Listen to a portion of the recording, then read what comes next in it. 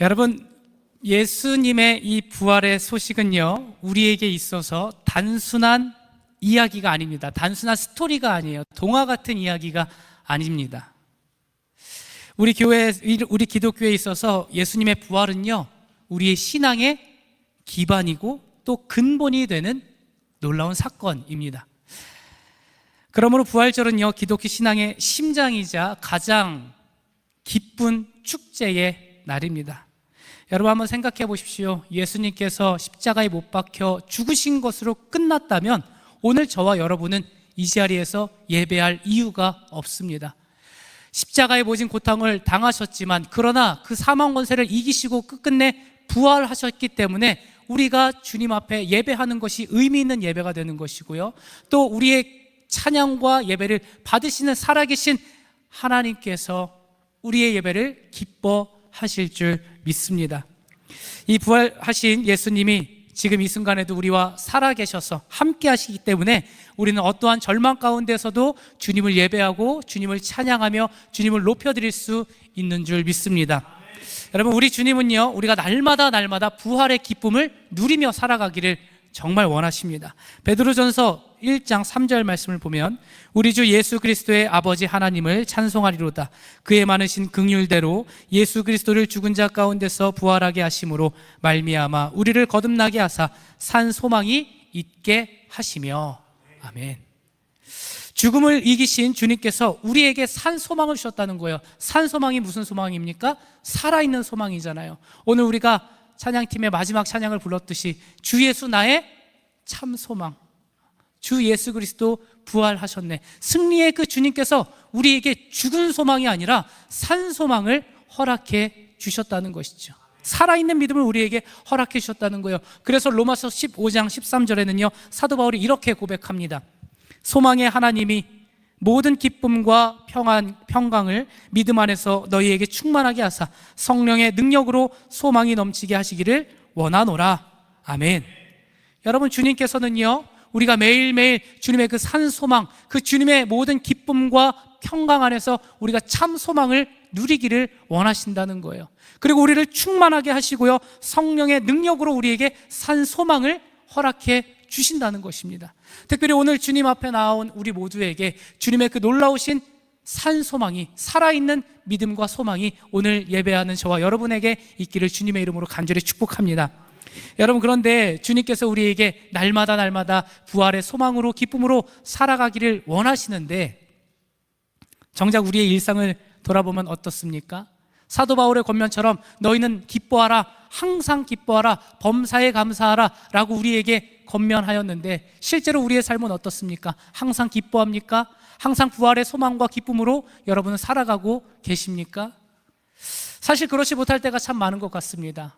예수 그리스도의 부활의 기쁨과 우리에게 영생의 소망을 허락하심에도 불구하고 우리는 세상의 여러 가지 어려운 고난과 환경 가운데에서 부활의 참 기쁨과 소망으로 살아가지 못할 때가 참 많이 있죠.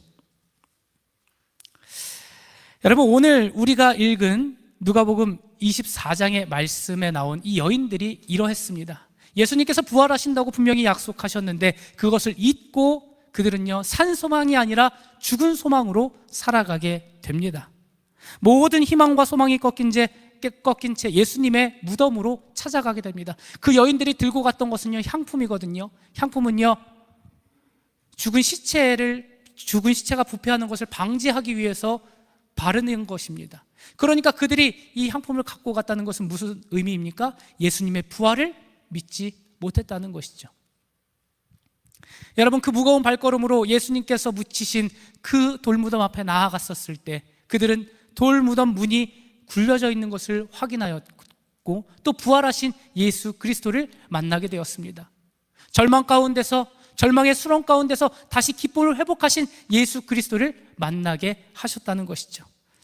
여러분, 오늘 이 부활의 아침, 2000년 전에 모든 소망이 꺾인 채 무덤을 찾아갔던 여인들을 살아계신 주님께서 만나주셨듯이 오늘 예배 자리에 나온 저와 여러분을 주님께서 만나주실 것이고, 오늘 말씀을 통하여 우리가 부활의 산소망으로 살아가려면 어떻게 살아가야 하는지 우리에게 가르쳐 주실 줄 믿습니다. 자, 오늘은요, 세 가지의 은혜를 여러분과 함께 나누고자 합니다. 주님께서 부활하셔서 우리에게 찾아오셔서 어떤 은혜를 주시는지 우리 함께 나누려고 하는데요. 첫 번째는요, 닫힌 무덤을 여시는 은혜를 우리에게 허락하십니다. 닫힌 무덤을 여신다는 거예요. 닫힌 무덤 문을 열어 주신다는 것이죠. 오늘 본문의 말씀을 보면요, 돌이 무덤에서 굴려 옮겨진 것을 보고라고 나와 있습니다. 여러분, 이 여인들이 예수님의 무덤을 향하여 나아갔을 때 그들이 걱정했던 게 있었습니다. 가장 큰 걱정거리가 있었어요. 마가복음 16장 3절에 그들은 이렇게 서로 이야기합니다. 서로 말하되 누가 우리를 위하여 무덤 문에서 돌을 굴려 주리오. 이 여인들이요, 지금 예수님의 무덤 앞에 나아가면서 서로 이야기를 하는 거예요. 우리가 어떻게 예수님의 그 몸에 향품을 발라야 되는데 저 무덤 문을 누가 굴려줄까? 이 여인들의 힘으로는 도저히 옮길 수 있는 문이 아니었습니다. 돌은요, 굉장히 무겁습니다. 여러분, 이번 주에 우리가 2주간의 이 강당 공사를 하면서 여러분 입구에 보시면 전에 이 앞에 있었던 알파와 오메가 그 석상이 앞에 예쁘게 또 놓여졌습니다. 그 알파와 오메가를 받치고 있었던 그 상판의 무게가 몇 킬로인지 아세요? 1톤이 넘어요. 1톤이. 그거를 조금 옮기려고 하면요, 성인 남자들이 우르르 붙어도 5cm를 옮기기가 힘듭니다. 제가 그렇다고 저 알파와 오메가를 제가 옮긴 건 아니고요. 옮기는데 옆에서 조금 거들었습니다. 근데 정말 무겁습니다. 저는 이 공사를 하면서요, 돌은 사람이 들게 못 된다라고 생각이 들었습니다. 그리고 그 돌을 옮기면서 그 예수님의 무덤 문을 굴린 것은 사람이 할 수 없구나, 하나님께서 하신 것이구나 라는 확신이 들었고, 그러므로 그 가운데에 예수님의 부활을 더욱더 확신하게 되었습니다. 여러분, 우리의 인생에는요, 우리 각자에게는요, 이 굴러가지 않는 돌들이 있습니다. 우리의 인생에는요, 저마다의 돌을 얹고 살아갑니다. 가벼운 돌들이 있지만 무거운 돌들, 도저히 내 힘으로 옮길 수 없는 돌들도 우리의 삶에 있다는 것이죠. 어떤 분들에게 있어서는요, 그 돌이 질병일 수도 있고요, 어떤 분에게는 그것이 관계의 상처가 될 수도 있을 것입니다. 또 어떤 분에게는요, 해결되지 않는 재정적인 문제가 될 수 있고, 어떤 분에게는 이전에 경험했던 두려움과 상처와 그 사건일 수도 있다는 것이죠. 그리고 그 돌은요, 무덤 안에서 우리가 나아가지 못하도록, 밖으로 나아오지 못하도록 우리를 짓누르고 있습니다. 여러분, 그런데 오늘 말씀을 보니까 이렇습니다. 돌무덤이 굴러갔어요. 그런데 그 돌무덤을 누가 굴렸습니까? 마태복음 28장 2절 말씀, 큰 지진이 나며 주의 천사가 하늘로부터 내려와 돌을 굴려내고 그 위에 앉았는데. 큰 지진이 났어요. 소동이 일어났습니다. 그런데 그 돌문을 누가 굴렸습니까? 주의 천사가 어디로부터 왔어요? 하늘로부터 왔어요. 하늘로부터 왔다는 것은 무슨 의미입니까? 하나님께서 일하셨다는 거예요. 하나님께서 옮기셨다는 거예요. 사람이 옮긴 것이 아니라 하나님께서 직접 옮기셨다는 거예요. 자, 그렇다면 이 무덤 문을 왜 굴렸을까요? 왜 옮겼을까요? 왜 하나님께서는 천사들을 보내서 그 무덤 문을 옮겼을까요? 이유는 딱 한 가지입니다. 예수님께서 부활하셨기 때문이에요. 예수님의 육신이 이제는 그 무덤 밖으로 나와야 되기 때문입니다. 예수님께서 순간이동으로 뿅 하고 밖으로 나오시지 않았습니다. 육신의 몸을 입고 계셨어요. 그러나 하나님께서는 그 예수님의 육신의 몸을 밖으로 나오게 하시기 위해서 그 무거운 돌무덤, 그 돌문을, 그 누구도 옮길 수 없는 그 돌문을 하나님께서 직접 옮기셨다는 거예요.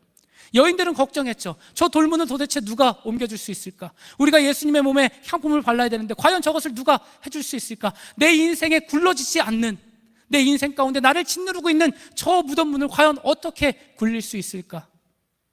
우리는 걱정하며 살아갑니다. 그런데 하나님께서 그 일을 하셨다는 거예요. 하나님께서 그 돌문을 굴리셨다는 거예요. 그리고 말씀해 보니까요, 뭐라고 나와 있습니까? 하늘로부터 천사가 내려와서 돌을 굴려내고 그 위에 앉았더라. 그 위에 앉았다고 나와 있어요. 여러분, 여기에는요, 굉장히 중요한 영적 의미가 있습니다. 천사들이 그 돌문에 앉은 모습, 여기에서 보여줄 수 있는 세 가지의 의미는요, 첫 번째로는요, 사망 권세에 대한 완전한 승리를 뜻합니다. 사망을 이기셨다는 거예요. 아까 우리가 믿음으로 고백했던 것과 같이 사망을 이기셨도다. 영원한 승리를 말씀해 주신 것이죠.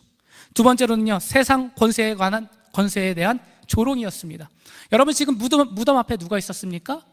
여인들이 있기 전에 그 무덤을 지켰던 군사들이 있었어요. 로마 제국이 있었습니다. 예수님이 부활하면 안 되니까 그 앞에서 돌무덤을 지키고 있어라. 그런데 하나님께서는 그 돌무덤을 굴려주셨죠. 지키고 있었던 그 경비병들의 수고가 헛수고가 된 것입니다. 그러니까 세상 권력에 무릎 꿇지 않고 그 세상을 넘어서고 일어서신 하나님의 능력이 이 가운데는 담겨져 있다는 거예요. 그 돌무덤 위에 앉아 있었다는 모습은. 마지막 세 번째는요, 다시는 다치지 않을 구원의 완성을 뜻합니다. 다시는 다치지 않는 구원의 완성. 주께서 우리에게 그 돌무덤 문을 열어주시고요, 그로 인하여서 주님으로부터 주님께로 나아갈 수 있는 길을 내어주셨다는 거예요. 꽉 막혀 있었고 그 누구도 옮길 수 없었던 그 돌문을 하나님께서 옮겨주셨다는 것이죠.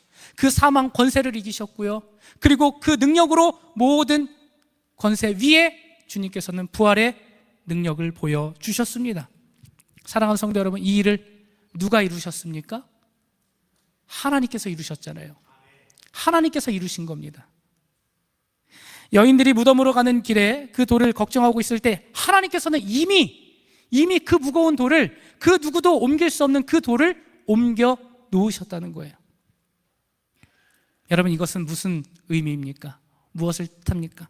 주님께서는 우리가 염려하고 걱정하는 그 순간에도 우리를 위하여 일하고 계시고 우리를 누르고 있었던 그 무거운 돌을 주께서 옮겨 주신다는 거예요. 그로부터 자유하게 하신다는 거예요. 우리 인생의 무거운 돌들, 관계의 돌들, 재정의 무거운 돌들, 건강의 돌들을 우리 주님께서는 사망 권세 이기신 예수 그리스도께서 무덤으로부터 나올 수 있도록, 거기서부터 나올 수 있도록 그 무덤 문을 굴려 놓으셨다는 것이죠. 하나님께서 이미 일하고 계시다는 증거입니다. 여러분, 이사야 43장 19절 말씀인데요, 우리 이 말씀 함께 읽도록 하겠습니다. 시작. 보라, 내가 새 일을 행하리니 이제 나타낼 것이라. 너희가 그것을 알지 못하겠느냐? 반드시 내가 광야의 길을, 사막의 강을 내리니. 아멘. 여러분, 뭐라고 나와 있습니까? 보라, 주님의 일하심을 보라는 거예요. 무엇을 보라? 내가 새 일을 행하리니. 내가 새 일을 행하신다는 거예요. 다른 사람이 한다는 것이 아닙니다. 다른 능력이 한다는 게 아니에요. 하나님께서 새 일을 행하신다는 거예요. 그리고 광야에 길을 내고요, 사막에 강을 내신다는 것이죠. 광야는 길이 없습니다. 그러나 하나님께서 그곳을 길로 내어주신다는 것이죠. 사막에는 물이 없습니다. 그러나 그곳에 강을 넘치게 하신다는 거예요. 여러분, 우리 인생에는요, 저마다의 돌 때문에 막막해하고 눌려서 죽은 듯이 살아가는 우리의 인생을 마주할 때가 있습니다. 그러나 주님께서는요, 그 가운데 새 일을 행하신다는 거예요. 새 일을 행하신다는 거예요. 광야에 길을 내시고요, 사막에 강을 내시고요, 여러분을 누르고 있었던 그 무거운 무덤 문을 굴려 내신다는 것입니다. 그래서 사도 바울은요, 우리에게 이 말씀으로 권면합니다. 에베소서 1장 19절에서 20절 말씀, 그의 힘의 위력으로 역사하심을 따라 믿는 우리에게 베푸신 능력에 지극히 크심이 어떠한 것을 너희로 알게 하시기를 구하노라. 그의 능력이 그리스도 안에서 역사하사 죽은 자들 가운데서 다시 살리시고. 아멘. 죽은 자들 가운데서 다시 살리신다는 거예요. 우리 안에 있었던 죽은 믿음을 다시금 새롭게 해주신다는 것이죠. 여러분, 하나님께서 무덤 문을 굴리셨던 이유가 또 한 가지가 있습니다. 그 이유는요, 바로 이 여인들이 직접 와서 보라는 거예요. 소리로만 듣지 말고요, 너희들이 직접 눈으로 보라는 것이죠. 경험하라는 거예요. 이것은 무슨 뜻입니까? 우리가 부활하신 예수 그리스도를 인격적으로 만나라는 하나님의 음성인 것입니다. 많은 사람들이 이야기하는 하나님이 아니라 오늘 나를 인격적으로 만나시는 그 하나님을 우리는 만나야 한다는 거예요. 직접 눈으로 경험해야 된다는 것이죠. 직접 봐야 된다는 거예요. 직접 하나님의 음성을 들어야 한다는 것이죠. 무엇을 우리가 하나님을 볼 수 있겠습니까? 오늘 주신 하나님의 말씀인 것이죠. 오늘 우리에게 허락하신 하나님의 말씀을 통하여 우리는 주님을 직접 보게 된다는 것입니다. 그리고 그 주님을 보았을 때 우리는 믿게 될 것이고요, 그 주님을 보았을 때 우리 안에 있었던 모든 의심은 눈 녹듯 사라지게 된다는 것이죠. 요한복음 11장 40절 말씀, 예수께서 이르시되 내 말이 내가 믿으면 하나님의 영광을 보리라 하지 아니하였느냐. 내가 믿으면, 네가 보면 하나님의 영광을 보지 아니하겠느냐. 사랑하는 성도 여러분, 주님은 우리가 믿음의 눈을 들어서 그 부활의 주님을 직접 만나기를 원하십니다. 직접 만나기를 원하세요. 눈을 들어서요, 부활하신 예수 그리스도를 인격적으로 만나기를 원하신다는 것이죠. 그러려면 우리가 어떻게 해야 될까요? 우리가 어떻게 해야 될까요? 이 여인들과 같이 행동하는 거예요. 이 여인들은요, 주님을 보기 위하여서, 물론 부활하신 주님을 보기 위해서는 아니었지만 예수님을 보기 위하여서 그곳으로 달려나아갔다는 것이죠. 우리도 마찬가지입니다. 우리가 예수 그리스도를 어떻게 만날 수 있을까요? 물론 하나님께서 강권적으로 우리에게 찾아오시기도 하지만 우리가 주님을 만나는 그 자리로 나아가야 되는 거예요. 주님을 만날 수 있는 말씀의 자리로 나아가야 되는 거예요. 이 예배의 자리로 나아와야 된다는 것이죠. 그래서 오늘 여러분은요, 오늘 주님을 만나기 위하여, 부활하신 주님을 만나기 위하여 이 자리에 하신 것이고, 오늘 이 자리에 나온 여러분을 주님께서는 인격적으로 더 깊이 만나 주실 줄 믿습니다.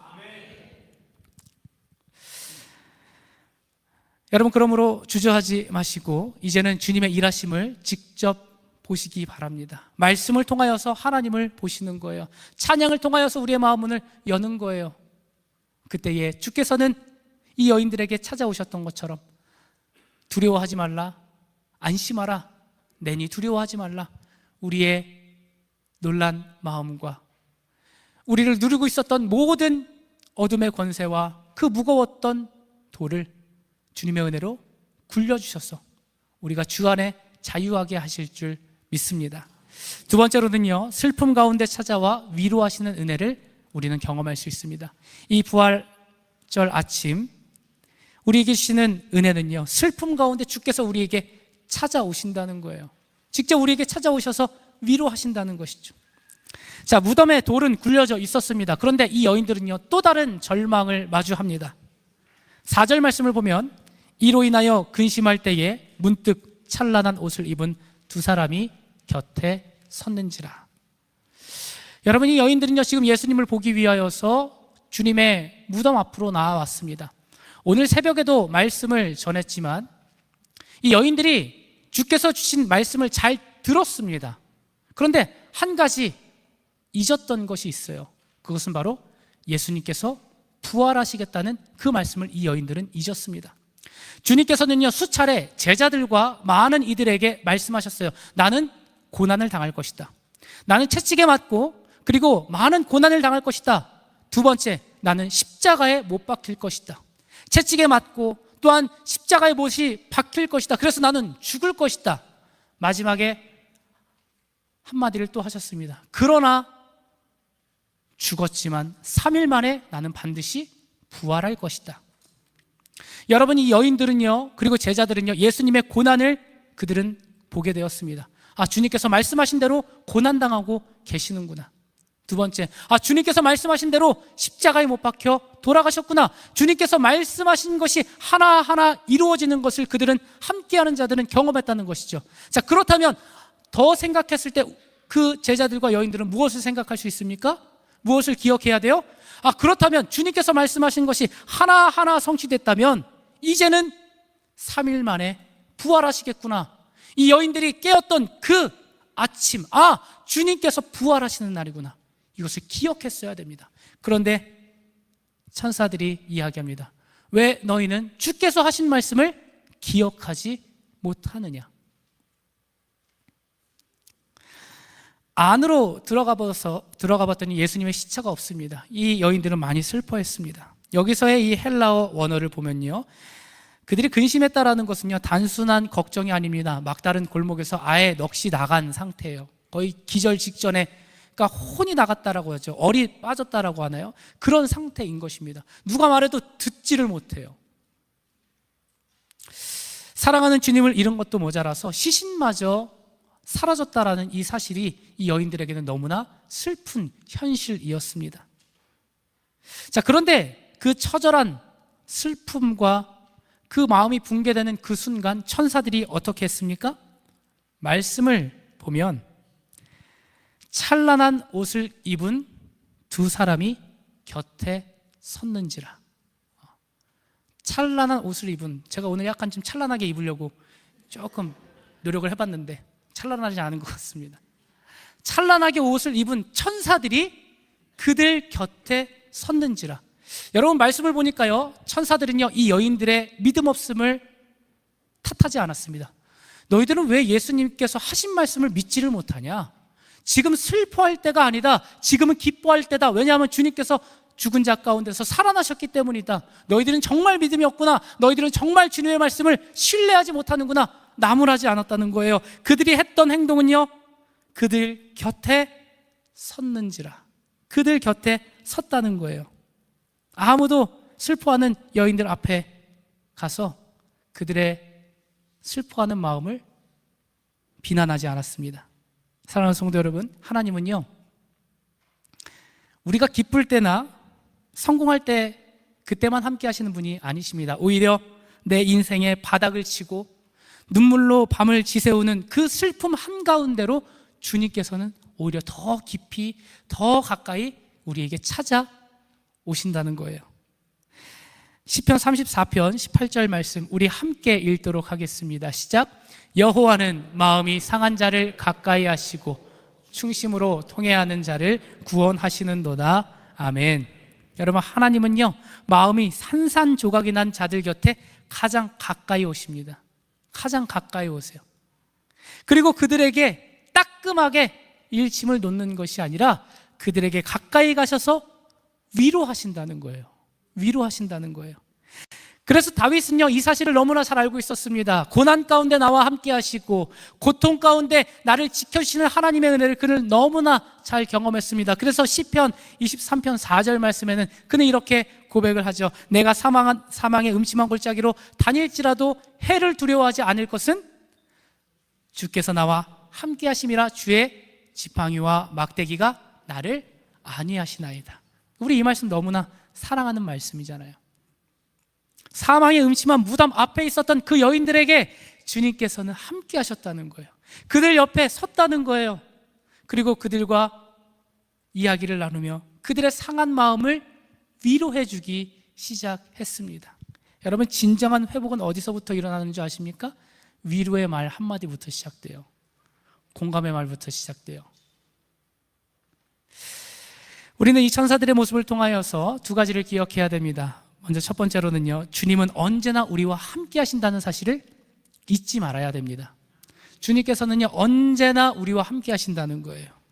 때로는 눈물이 앞을 가려서 주님이 안 보일 때가 있어요. 보고 싶어도 눈물 때문에 앞이 가려서 어디에 주님이 계신지 못 볼 때가 있습니다. 슬픔이 너무 커서요 주님의 약속이 한 가지도 기억이 나지 않을 때가 있습니다. 그러나 우리가 주님을 잊고 있는 그 캄캄한 순간에도 하나님은 결코 우리를 버리지 않으셨다는 거예요. 천사들을 보내셔서 이 슬퍼하고 있는 여인들에게 함께하게 하셨던 것처럼 주님은요 오늘 우리의 인생 가운데에도 함께하고 계시다는 것이죠. 성령께서 우리와 함께 하실 때 잠깐 함께 하는 것이 아닙니다. 우리가 잘했을 때 함께 하는 것이 아닙니다. 주님께서는요 오늘부터 영원까지 우리와 함께 하시겠다고 약속하셨다는 거예요. 내 안에 주를 모시고 살 때 그 성령의 은혜가 날마다 우리를 새롭게 변화시켜 주신다는 것이죠. 위로해 주신다는 거예요. 여러분, 그러므로 기억하십시오. 주님은요 이미 여러분 곁에 나란히 서서 여러분의 어깨를 감싸고 여러분과 함께 발을 맞추어 동행하고 계시는 줄 믿습니다. 두 번째로는요, 우리도 슬픔에 빠진 누군가의 곁에 나란히 서는 사람이 되어야 합니다. 네, 나란히 서야 되는 것이죠.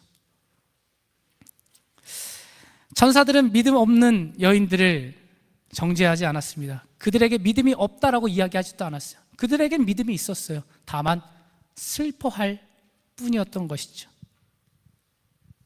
그러나 그들 곁에 서주었습니다. 함께 해주었어요. 묵묵히 그 곁을 지켜주었다는 것이죠. 왜 너희들은 그렇게 믿음이 없냐라고 정죄하고 가르치지 않았습니다.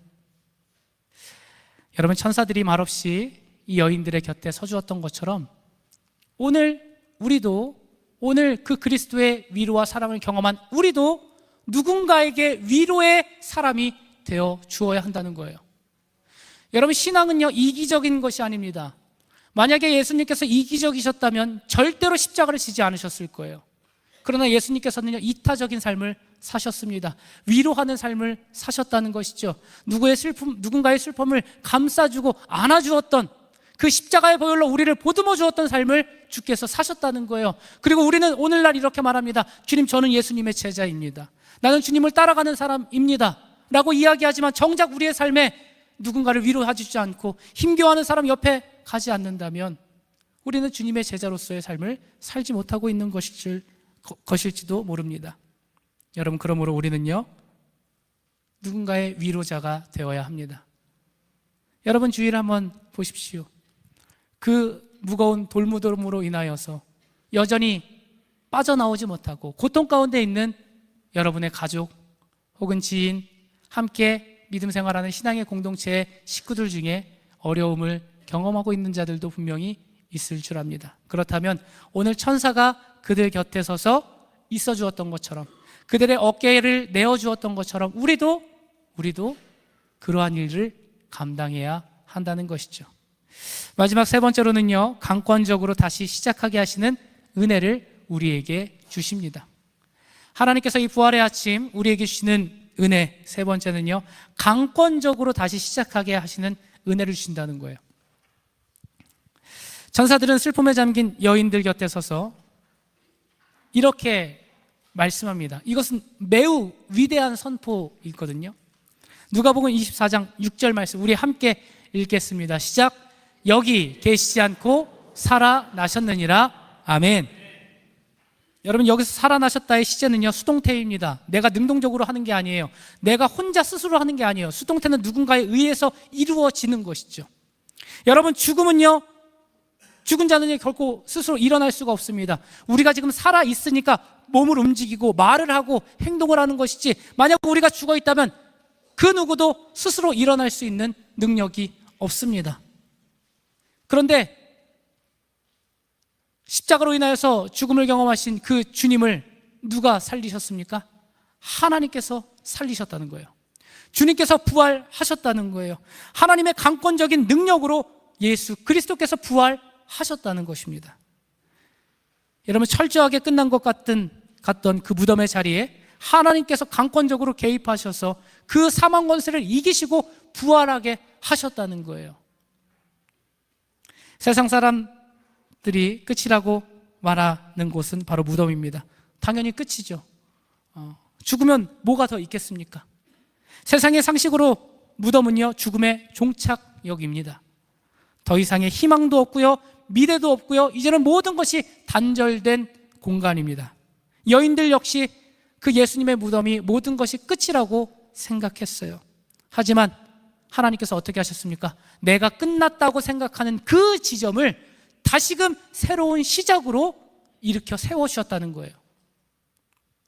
우리는 살아가면서 끝났다고, 가망이 없다고, 또 돌이킬 수 없다고, 틀렸다고 돌무게에 눌려 살아가며 포기하며 살아갈 때가 있습니다.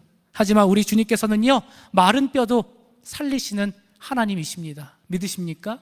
말씀을 볼까요? 에스겔 37장 4절에서 5절 말씀. 또 내게 이르시되 너는 이 모든 뼈에게 대언하여 이르기를 너희 마른 뼈들아 여호와의 말씀을 들을지어다. 주 여호와께서 이 뼈들에게 이같이 말씀하시기를 내가 생기를 너희에게 들어가게 하리니 너희가 살아나리라. 여러분, 지금 이것을 누구에게 명령한 것입니까? 마른 뼈들이에요. 마른 뼈들이에요. 아무런 생명력 없는 그냥 뼈입니다. 살이 하나도 달라붙지 않은 뼈예요. 그런데 그 뼈들을 향하여 주님께서 말씀하셨다는 것이죠. 이 뼈들에게 이같이 말씀하시기를 내가 생기를 너희에게 들어가게 하리니 너희가 살아나리라. 할렐루야. 여러분, 우리에게 주시는 이 영적인 교훈을 꼭 기억하십시오. 우리는 살아가면서 내 힘으로 감당할 수 없는 것을 마주할 때 우리는 끝이라고 생각합니다. 건강이 끝이라고 생각해요. 나의 재정이 끝이라고 생각합니다. 나의 자녀의 인생이 끝이라고 생각해요. 그 막다른 골목이 우리 가운데 찾아올 때가 있어요. 돌 무덤이 꽉 우리를 막고 있을 때가 있습니다. 그러나 하나님께서는 어떻게 하신다는 거예요? 그 돌 무덤을 굴려주시고요, 우리가 마른 뼈로 살아가고 있는 것 같지만 그러나 그 안에 생기를 후 하고 불어넣으신다는 거예요. 그랬더니 주께서 말씀하시기를 너희가 살아나리라. 너희가 살아나리라. 사랑하는 성도 여러분, 오늘 주님께서는 우리에게 새 생명을 허락해 주셨습니다. 우리는 이미 오늘 부활절이기도 하지만 이미 우리는요 매일매일 죽음과 부활을 경험합니다. 저녁 잘 주무시나요, 여러분? 우리는 잠을 통하여서 죽음을 경험하는 거예요. 눈을 아침에 뜨면서 우리는 그때 부활을 경험하게 되는 것이죠. 그러니까 우리는요 날마다 부활의 신앙으로 살아가게 된다는 것입니다. 그런데 우리 주님께서는요 오늘 이 부활의 아침 우리에게 그 부활의 기쁨 플러스 그 가운데에서 그것을 더하여서 우리의 삶에 매일매일 죽음과 부활을 경험하는 우리의 삶에 때로는 그 무덤문이 우리를 가로막고 있을지라도 하나님께서 그것을 굴려주시고 또 우리에게 구원의 길을 열어주시고 그리고 우리에게 죽은 자들 같지만 그 안에 생기를 불어넣으셔서 너희들을 살아나게 하리라 하신 그 말씀의 은혜를 오늘 우리에게 허락하시는 줄 믿습니다. 고린도후서 5장 17절 말씀 함께 읽겠습니다. 고린도후서 5장 17절 시작. 그런즉 누구든지 그리스도 안에 있으면 새로운 피조물이라. 이전 것은 지나갔으니 보라 새 것이 되었도다. 아멘. 사랑하는 성도 여러분, 이제 말씀을 맺겠습니다. 여러분, 우리 하나님은요 죽은 자의 하나님이 아니십니다. 아멘이십니까? 죽은 자의 하나님이 아니라는 거예요. 왜냐하면 저와 여러분이 살아있잖아요. 우리가 살아있다는 것은 하나님께서 살아계신 증거라는 것이죠. 또한 우리 주님께서는요 도저히 내 힘으로 밀 수 없는, 굴릴 수 없는 그 돌문을요 주께서는 이미 열어주셨다는 거예요. 나의 삶을 짓누르고 있었던 그 모든 문제의 문들을 주님께서는 이미 굴려주셨다는 거예요. 그러니까 여러분 착각하고 살지 마시기 바랍니다. 여전히 그 문제가 나를 짓누르고 있어, 여전히 그 상처가 나를 짓누르고 있어. 이미 하나님께서 굴려주셨는데 여전히 짓눌려 살고 있다고 착각하며 살아가지 마십시오. 하나님께서 이미 그 사망 권세를 이기시고 그 무거운 여러분의 인생의 짐을 굴려 놓으셨다는 거예요. 그리고 여러분에게 찾아가셔서 옆에 서셔서 위로하시고 여러분과 어깨를 나란히 하시고 여러분의 발을 보폭을 주님께서 맞춰주심으로 동행하신다는 거예요. 마지막으로 보라 이전 것은 지나갔으니 새 것이 되었도다. 오늘 하루를 살아가는 저와 여러분은 이미 새 사람인 줄 믿습니다. 이미 새 사람인 거예요. 과거의 은혜는 과거의 것입니다. 어제의 은혜는 어제 우리를 살아가게 하신 거예요. 그렇다면 오늘 새 생명을 주신 그 주님께서는 오늘 우리에게 새로운 은혜로 오늘을 살아가게 하고 계신 줄 믿습니다. 오늘 이 부활절 아침 천사가 이 여인들에게 이야기했던 것처럼 왜 예수님을 여기서 찾니? 그는 여기 계시지 않고 살아나셨느니라. 이 아름다운 믿음의 고백이 여러분의 입술에, 여러분의 심령의 고백이 되기를 주님의 이름으로 축복하고 또한 이 복된 소식을 많은 이들에게 전파하는 저와 여러분 되시기를 주 예수 그리스도의 이름으로 간절히 축원합니다. 기도하겠습니다.